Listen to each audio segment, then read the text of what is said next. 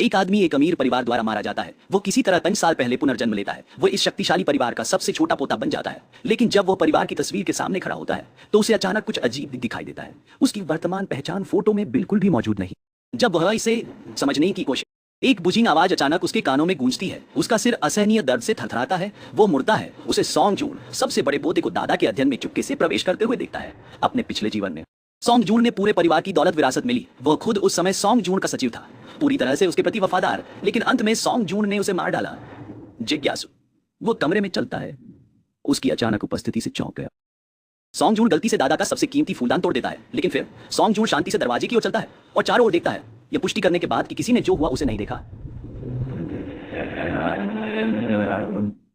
उसे अपने दोष लगाने की कोशिश करता है। वो उसे किसी को न बताने की धमकी भी देता है। सॉन्ग जून को अभी भी इतना घमंडी देखकर वह उसे पहले की तरह बेवकूफ होने के लिए मजाक करता है। यह सॉन्ग जून को भड़काता है। वह एक घूंसा मारने वाला है। शोर सभी को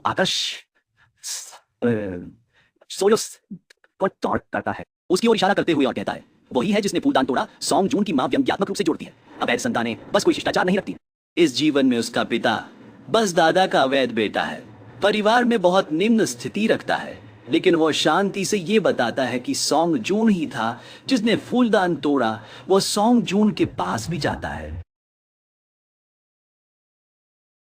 और अपनी जेब से अध्ययन की चाबी निकालता है। अब सबूत स्पष्ट है। सभी चौंक जाते हैं। सॉन्ग जून पूरी तरह से बौखला जाता है। वो उसे सीधे चेहरे पर घूंसा मारता है। उस क्षण परिवार का मुखिया दरवाजे पर पहुंचता है। सॉन्ग जून लगातार बहाने बनाता है, लेकिन दादा उसे टूटे हुए टुकड़ों के पास खींच लेते हैं और उसे उसके गुस्से को नियंत्रित ना कर पाने के लिए डांटते हैं। यह पता चलता है कि उसके पिछले जीवन में 2 जून ने दादा की आत्मकथा को ध्यान से पढ़ा। अब वह अंततः समझता है, पुनर्जन्म लेने के बाद वह भविष्य को बदल सकता है। हालांकि क्योंकि उसका पिता एक अवैध बेटा है, उनका परिवार लंबे समय से आंतरिक सर्कल से बाहर धकेल दिया।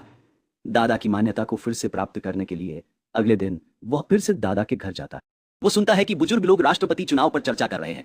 उसे एहसास होता है कि यह उसका मौका है। वो दादा के सचिव से कहता है कि वो परिवार के लिए अभियान के फंड सुरक्षित कर सकता है।